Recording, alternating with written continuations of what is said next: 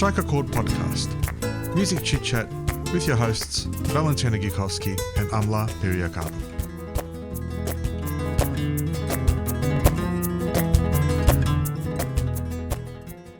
Welcome to the Strike a Chord podcast. Amla. Yes. Experience versus talent. How would you interpret experience versus talent in the music scene, or musicians, or even, I suppose, it goes out to not only the musicians, but sound people and organizers as well. But let's start with the musicians. That's a massive question. It's a massive question. That's why I'm asking it. Oh, I don't know where to begin. Experience versus talent, I guess for me, if I wanted to sum it up in a couple of sentences or words, when I hear talent, I have a few friends who are very talented. I won't name them. I guess it's for me, it's they can just open their mouth and magic falls out of it, especially with singers, I've noticed. Yeah. I'm working on my singing and I'm working quite hard to sound average at it, in my opinion. And then I hear my friends just who tell me they don't practice a lot, and they just it just sounds effortless and beautiful when they sing. So I guess that's a talent in itself. It's like it's always been there. Perhaps they nurtured it growing up. Yeah. I mean, that's why it's such a big topic. I also think of when you're a kid, what happens. I feel like that's so important, the early stages of life, if your parents exposed you to music and how that shapes your I guess your capacity or ability. And supported you through the journey as well. Yeah, that as well, along with I feel like the reason why I'm able to hear things and pitch them is because my parents aren't musical, but they exposed me to so much music growing up. I was listening to music all the time. It was Michael Jackson, whether it was, doesn't matter who it was, it was like music. A story. Yeah. I mean, that's a start on it. Like, I don't know if you can elaborate on that. Yeah, I think that statement, experience versus talent. I think in an ideal world, you'll have the combination of both, and some people do have both.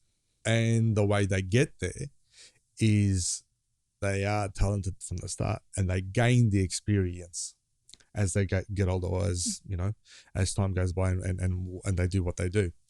I think sometimes it's a fine line between when you're gigging between someone who's talented and someone who's experienced. Like some people, as you said, have no effort. They go and do and play, and others will put in so much effort and work behind the scenes, and they'll go out and you'll think they're at the same level. Yeah. Yeah. So you don't know who's who in the zoo sometimes until you play with them. I think experience is a very vital thing, but you gain that as you go through your journey of being an artist. Talent is something, obviously that word talent meaning something that's not manufactured, right? That's naturally there. But I think talent can also be obtained, like you said, through family or through your journey as a kid and growing up and everything like that, and just absorbing everything, and I think talent is there within everyone.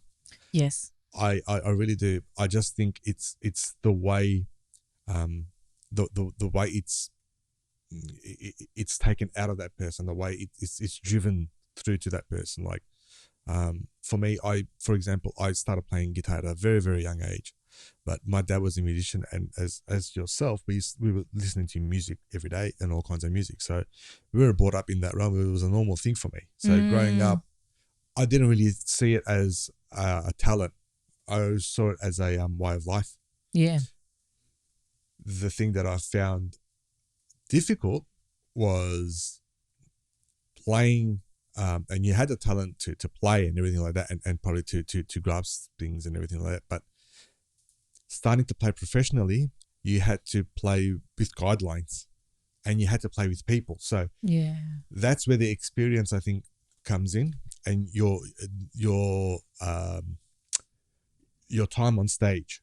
Definitely. Gig fit. Yeah, You know? gig fit, and even like you can be really talented, but like you said, it can how you, I guess, finesse the flow with Yeah, that. yeah, exactly, As exactly. you get older and gain more experience, especially with performing, you could be Yeah. really talented in your room and feel that you can sing naturally in the shower. But then if you haven't performed in front of people before, and that's where the experience comes in, and the Correct. I guess that's a good way of putting it. Gig fit. Yeah, Yeah. yeah.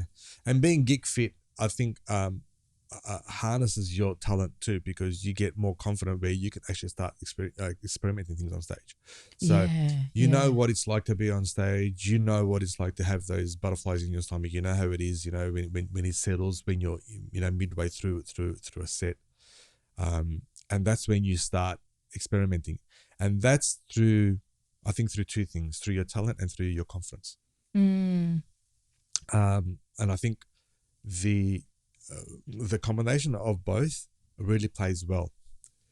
Like if you haven't got either of them, it's unbalanced. So I think that talent and that confidence will bring you, will put you on that road of good experience and that big fit. Yeah, I guess then talent. You reminded me. Recently, I studied what do you call it? The Suzuki method. I don't know if you've heard of it, and that's actually based on a talent education.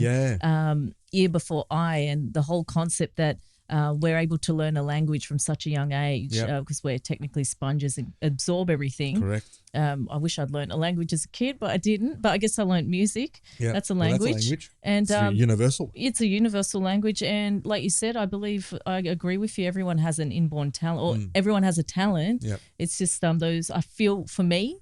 I don't know.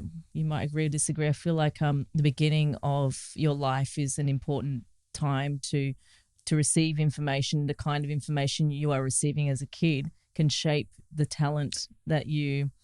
I mean, I agree to a certain extent because it's never too late, right? Oh, it's never too late. Never too late. The thing that I've noticed, and I've been in that. I've grown up with playing and music and everything like, but the older you get, the more mature you get, and you look at things in a different way. So you're learning different things. That's true. You know, so you're learning probably a different genre of music, and you're learning a different approach, and you're learning shortcuts. You're learning different techniques. I don't think you can learn that when you're. Oh no, you won't be learning that as a kid. I guess I'm thinking more in terms of, say, orally, for example. Whatever you're exposed to orally, you're familiar whether with it be the language, or the tones, or you're familiar with it. And then because I mean it's never too late. Like I picked up the violin in my mid-20s. I know. And like you said, you smashed it. Well, I mean, like I was really into it. Not for the first year, I wanted to smash it, literally. But I guess that, like you said, with that comes the determination. I mean, it's, determination. If you enjoy it, you're going to really work at it. And I agree. There is a certain point where you're going to break yourself. I think because the talent that you have doesn't equate to the stage presence that you have sometimes. Yeah, and this is where you're going to break yourself. Yeah. And that's a good thing because you'll learn from it. Yeah. Like you can be concert pianist and everything, and you can go on stage and you can have a brain lapse or brain fart, whatever, and then everything just goes downhill. I think the more you have those little experiences and those little what we call mistakes, or we won't call them mistakes. We'll call them points of development. Yeah, great. Right. The more you have that, the more you learn. And if you're aware of it, you'll learn quite quickly. But if you don't take it on board and you're not aware of it, you're going to do the same mistakes all the time. You can be the most talented musician or artist in the world. You're still going to have those mistakes on stage, and you're going to feel frustrated. Yeah. So you're not going to go forward. And I think we've all been in that situation before, right? Yeah, definitely. I think Michael Jordan talks about it, how he became he's one of the best basketball players. Yeah. And he just said something like what you said. I can't quote it exactly, but he was talking about he looked at his mistakes as learning points. So for growth, he's like, okay, so that's an area I can work on. That's as learning points rather than, I failed, let's give up now, which I guess for me in my early stages, I kept doing that. I kept going, I'm not meant for this. I can't do this. And then that one comment can keep I mean, like you said, it's not just talent. You could have the talent as well, but Yeah. then you've got to have that the why you're doing it and the enjoyment of Yeah. it, and then the persistence. Like you've got to be really patient with yourself too. That's a very good point. Patient with yourself. That's overlooked so many times. Yeah, Um, we I, all develop at different stages. yeah, Like, but even yeah, even to this day, yeah. sometimes we do it. We're not Oh, we patient with still do it. ourselves. It's just in old habits. Yeah, especially Yeah. when you get like a new repertoire or something like that, you have to rehearse and you're impatient with yourself because you want to get it out and you want to get it Yeah. out to the best possible ability you can. Yeah. Sometimes I think you just gotta you just change your way of thinking and say, all right, look, this is not going down the right path. It's not sounding right or whatever, and you gotta take a step back. Mm. You gotta think that yes, I have the talent, but I need to work as well Yeah. to gain that experience. Whether it's stage experience or whether it's experience just rehearsing. Sometimes people don't have experience in rehearsing. Yeah, it's a different skill. It's a different skill, Yeah. different even with your own rehearsal. When you're rehearsing by yourself, that takes a lot of discipline and experience, right? And learning and And knowing learning. how to practice it correctly. Exactly. Yeah. And the other thing is when you have the rehearsals with other people. Yeah. So you can be the most talented person in the world. You can go into a rehearsal and be in a corner and no one can hear you and you won't be recognized. If you don't have those skills to communicate, Yeah. not only verbally but musically as well. Yeah. So it's a funny thing. Like if you're a solo performer and you've got your talent and you've got everything that all the stepping stones need to be a solo performer, that is great. And if you're performing all the time, you're getting the experience. So you're overcoming, and being a solo performer is one of the hardest things that you can do. But then if you decide to go into a band, well, then that changes a little bit because the dynamics change. So you can be the most talented person playing on your own. You get thrown into a band situation and you get lost in the mix. Mm. So this is where the experience comes in, the way I see it. Oh, I agree. They're two different skill sets. Two different. And I guess we've both experienced that in ourselves from the moment we were performing on our own. I mean, I started with bands first. I mean, classically, I did stuff on my own, and that was nerve-wracking too. Yeah, because you would have done it at uni and everything like that. Yeah. And that's pressure. That's pressure, and especially you're watching other people who play your instruments sitting in the audience critiquing. Yeah. But I mean, that's a different solo versus, I mean, that's even a different way to perform as a soloist versus your own music, I guess. And that's, I mean, we could go on on and on about that. That's another avenue. But one thing that I always got this feedback as a teenager when I was playing, because I started playing professionally as a teenager. But before that, I would play and play. I was a massive introvert. Yeah, even though I don't seem like it now. But playing, it was like it was okay when you're at home and you're in your room, you're playing or whatever, and then you go out there and you start playing professionally.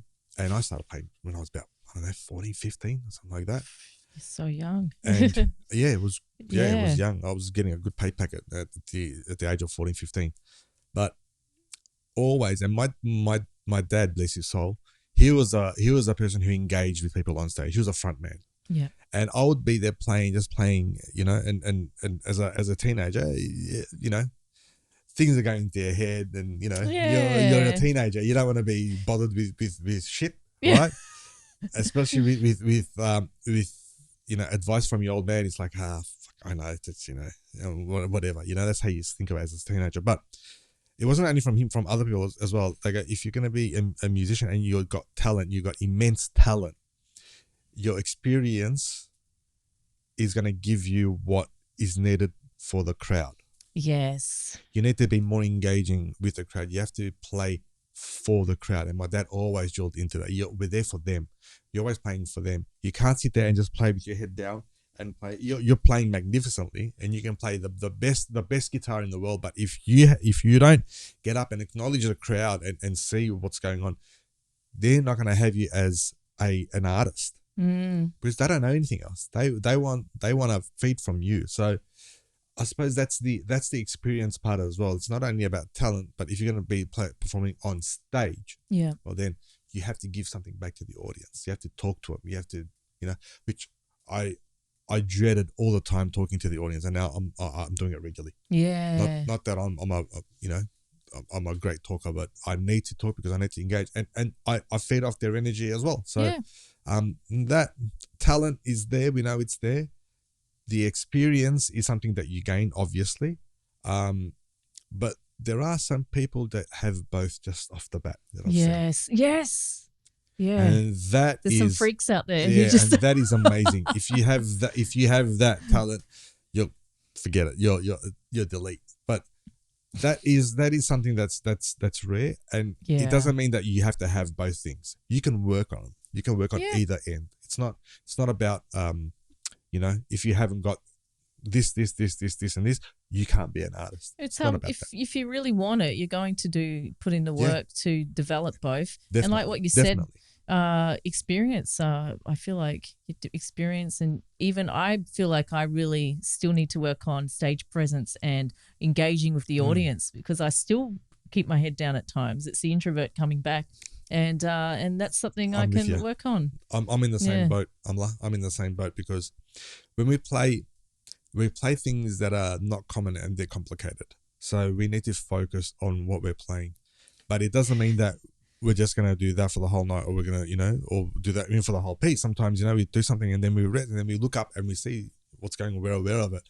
But in some places, we really need to concentrate on what we're producing, on what we're playing. Yes, and then that we could also lose the audience there if depending on how focused. And it's funny, I'm learning this through the mariachi stuff I'm playing, because I'm at the point now where Alejandro, like, he's amazing at this. He can play, he can shred. Yeah, and, he's fantastic. And look at the audience and say something funny. And he's pushing. He actually pushes me to the front, and I'm just trying to memorize what I'm doing, like some complicated part, while smiling and engaging with. And it's a really cool skill to have. And I'm not there yet. Multitasking. But it's really, you've got to know that part, and this is the practice as well. You've got to know that part inside out. And I'm not quite there yet with some songs. And and he's really good at that art. It's an art. He pushes you in to have a crack. Yeah. Because if you don't have a crack, you'll never think that you're prepared. Yeah, exactly. And I mean, it's good that he does that in a way. And of course, I'm mortified at times. I'm like, but I mean, it's how I'm going to learn. Otherwise, it's those development points. Yeah. Those things. Those extra little. Yeah. So I think when you're thrown into that situation, you think, oh my God, the world's going to cave in on me. But then you have a look at it and you think, oh, you know what? It wasn't too bad. It wasn't too bad. It wasn't too bad. Yeah. We're all human. Yeah. But I think that when this is where the talent comes in. So your talent will help you get over the line of those sort of things, because if you've got the talent, you'll be able to work your way out of a mistake, or take yourself out of that hole, or help someone else out of that. So this is where that talent is, but also the experience comes in where you know when to do it. Yes, you're aware of something's happening, something's not right. So, how am I going to turn this into? Yeah, how am I going to flip it into or bring it back? You've gone off the track. How are we going to bring it back? Yeah. Exactly. That's definitely the experience. Yeah, I mean, it's like you said, it's great to have both, and it's I mean, I guess we'll have different levels of both. But I feel like each musician, or doesn't have to be musician again, it can be a talented carpenter who I mean, you do carpentry as well. A little bit. I was going to mention that as well, but you've already mentioned that. Yeah, it doesn't matter what it is. Yeah. Sometimes you learn techniques, and you learn, for example, carpentry. You learn some techniques, or you learn the planing, or how to route through, different sort of, wood, I suppose, carvings, anything like that. You know how to use the machines, or, you can do your hand or whatever. There are certain techniques that are standard, and there are some things that you learn by yourself. Yeah. And this is where the art of tool making comes in. So someone will make a tool to perform what they're going to perform. Yeah. For example, if it's a woodworking person, carving and stuff like that, they'll probably make a jig to help them produce what they're going to produce. Yeah. You know, it's the same thing with music. If you're not if you're not sure of whether you're going to do it in this technique, well, you know what? I'm gonna see if I can figure out something else to help me and help me do this. Some people use different technique of guitaring. Some people use different technique in different, different instruments and styles. But some people will create something to have a unique sound or the sound that's in their head. For example, the other day I saw a guy playing a 6-string violin that's got guitar frets on it. Oh, cool. Right? Okay. And it's not tuned like a guitar. Okay. It's actually tuned like a violin with an extra 2 strings, right? And it had frets on it. And it's electric, I think, geez, someone who's had a need for it, has sprung up with this. Or there's a guitarist that wanted to play violin, or a violinist who wanted to play guitar and wanted that sound, and they've created that. Yeah. So that's talent as well. That is definitely talent. Yeah. And making that will give you the experience of making a tool. Yeah. So it's all interlaced, but I think the talent kicks it off. Definitely. And I guess with experience, and even the experiences we have growing up can shape, I'm going to talk about stage presence here, or our own flavor of how we interact with an audience. I mean, it's experience, obviously, but then we all have our own little humor, like different ways of presenting and talking and speaking. Yep. So even our experiences can shape even the flavor of what we create, even improv and things like that. Even the flavor of the room. Yeah. Of the space that you're in. Space, you know, it affects everything. That's why it's important to have that experience on stage experience. If you're a musician, if you're a live performing musician, if you're a session musician or studio musician or studio artist or whatever your platform might be, it's required there as well, because when you're recording, your talent is probably going to get you in the door, but your experience is going to get you through the session. And even the way the experience and the talent, and people are going to hear that in their devices. Correct. So they're going to somehow hear your character or the way your personality through the music. Right. And the experience is going to give you the efficiency. Like, you're going to walk into a session, like someone's hired you for a studio session. You're going to walk in. They're probably going to give you charts or whatever, and if you're a good reader, you're going to go bang, bang, bang, bang, bang, and add a few things of yourself, and you're going to be really efficient. They're going to get you again, again, and again. Yes.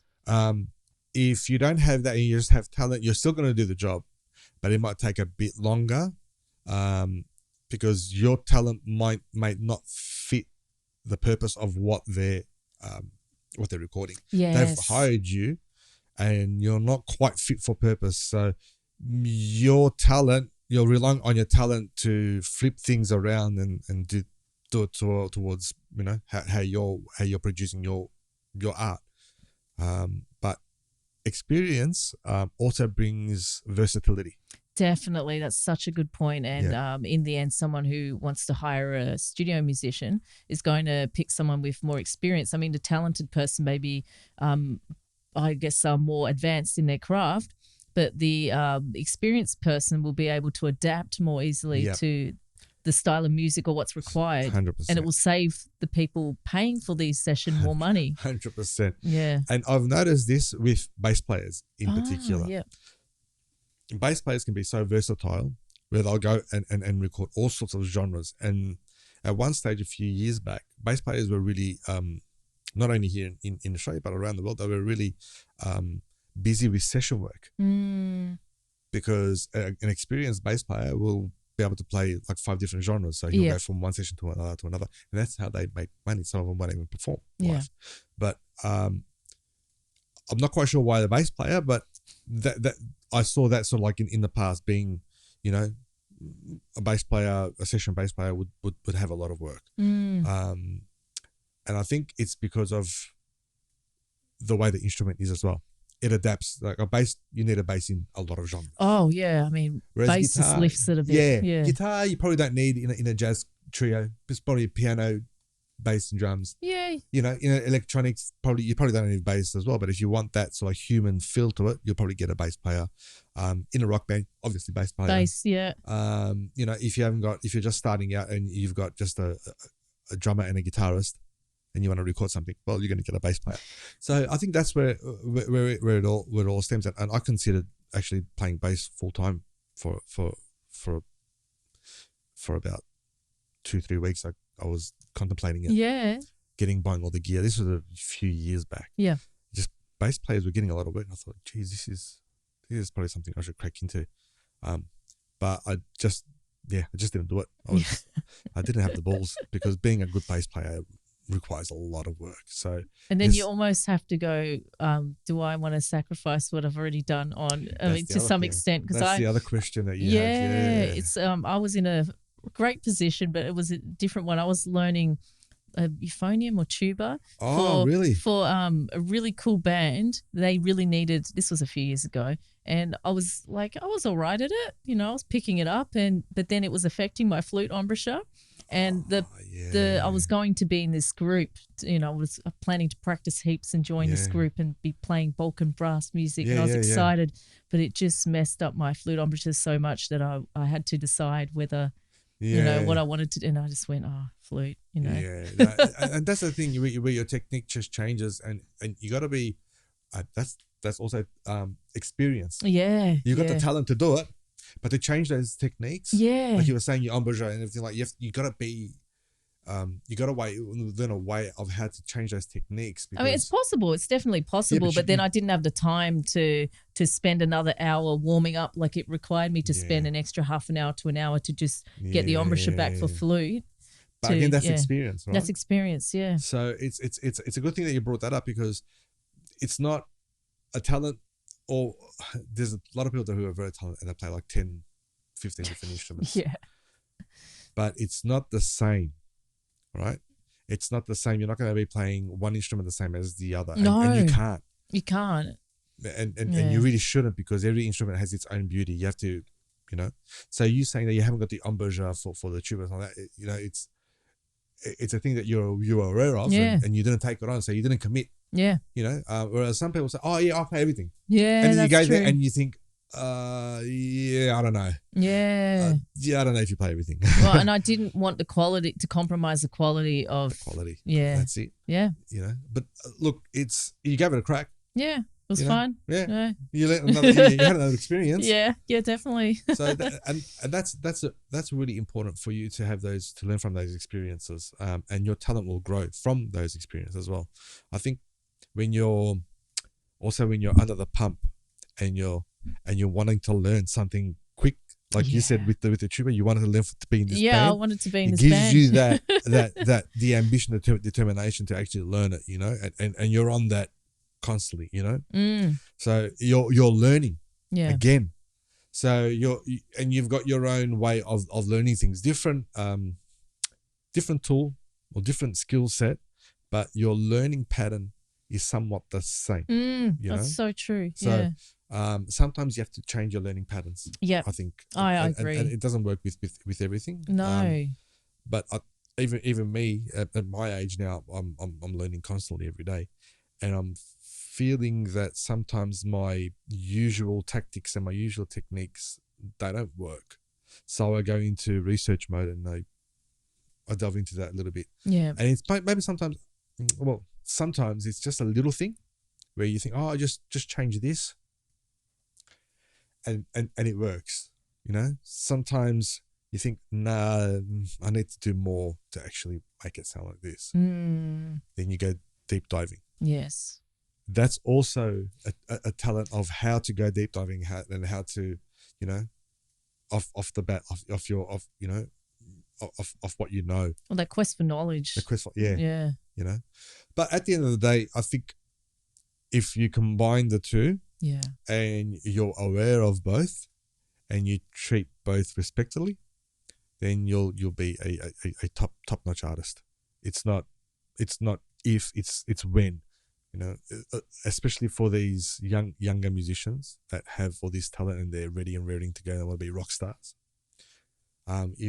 If you are performing live, if you want to perform live, as much stage presence as you can. Get gig fit.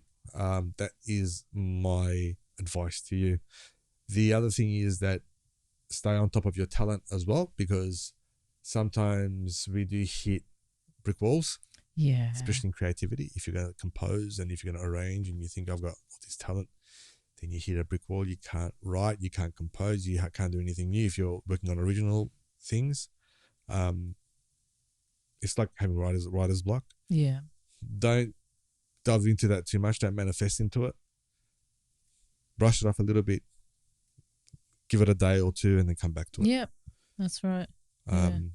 Because the talent has been with you all your life.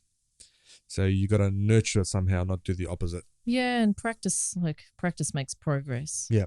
I mean, but also the type of practice. The type of practice, I mean, less is more sometimes. Exactly. I mean, I used to do 6 to 8 hours a day when I was doing uni. And I'm grateful for it, but I wasn't practicing correctly. So everything took twice as long. Yeah. And then I was exhausted. And now I'm not going to say how much I still practice now, but nowhere near as much as what I did then. But it's more targeted practice. Yeah, that's what I do. Yeah, and I set timers as well. Otherwise, I can get lost in one thing, especially if I don't have a lot of time in the day to practice. Like 5 minutes multiphonics, 5 minutes, and then 10 minutes improv and things like that.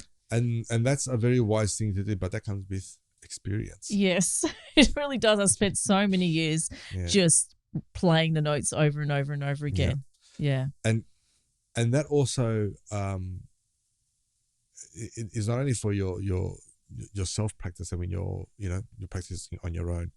It's also a good thing to take on when you're practicing with a band. Yes. Because if you all know the repertoire, what are the target things that we need to practice? Where are the bits where people are not sure of or insecure of? Where, and by all means, this is something that I want to put in with my ensemble, with all of us. It's not just going through everything, but sometimes when you're putting together a set list and you don't know, well, you need to go through the whole set list or the whole song or the whole piece to get a to get the context of it, to get the gist of it, the form or how things are supposed to sound. But once you got that down and you're just rehearsing just to keep up and keep your chops up and everything like that, just target it after that. You don't need to practice the whole thing. Just target it. Bang, bang, bang here. Bang, bang, bang there. Let's go with this. Go with that.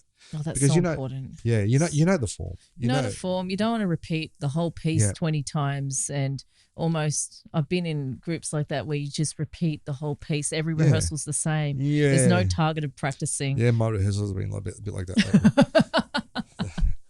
But that's something that I want to implement. Yeah. Because we haven't got a lot of time. People rehearsing after work. Yeah. In the evening. Morale's down a bit. Yeah, and people have been working all day. They're tired. Yeah. Right. So you can't go in there expecting to do a full set of rehearsals. It's exhausting. So that's one thing I'm going to implement. Just targeted bits. Where are people unsure of things here. Make notes. This is what we're going to rehearse. Just this part.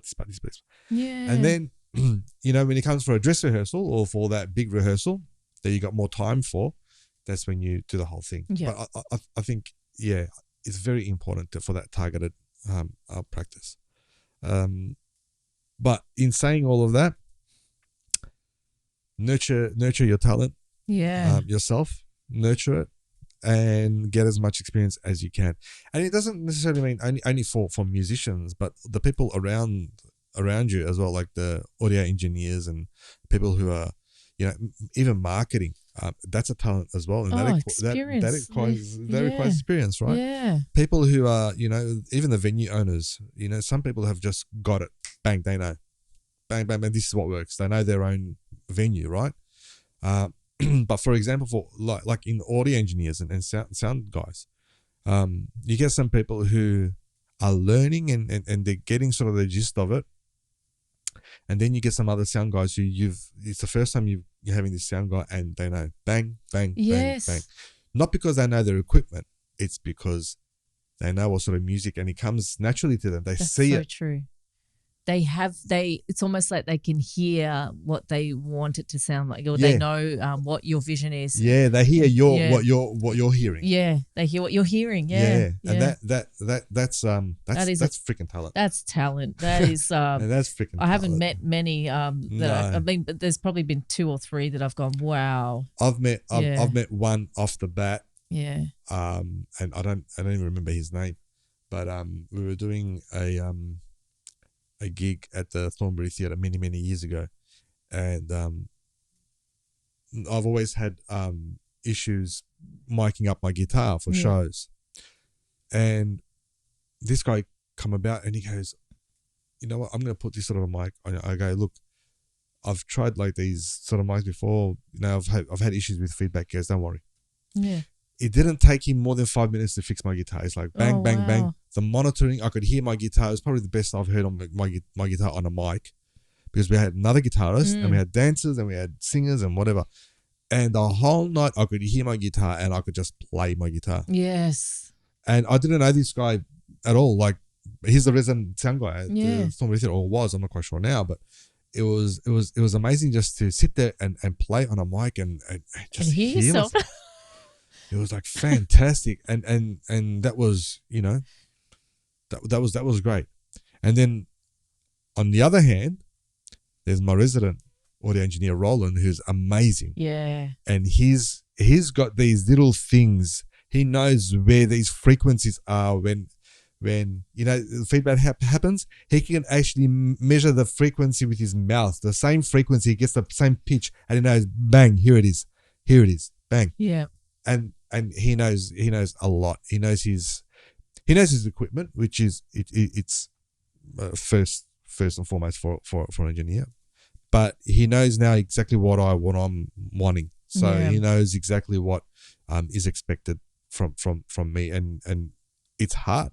It's hard to mic up acoustic instruments. Yes. Oh, it is. But he listens. He listens to what is required, and he listens to what's going on in the space too. And he knows that not every room is the same. Not every space is the same. You know, so that's important too. Yeah. And that's also talent. That's a combination of talent and experience. Yeah. So, but that is, I think it's very, very, very important to have that experience and talent you nurture as a kid maybe.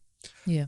But you got to have that experience to complement it, and you know, be that artist that you want to be. Yeah. Yeah. I think we'll call it there. Yeah. Oh, thanks so much. That was really interesting topic. Yeah. A very interesting topic. Yeah.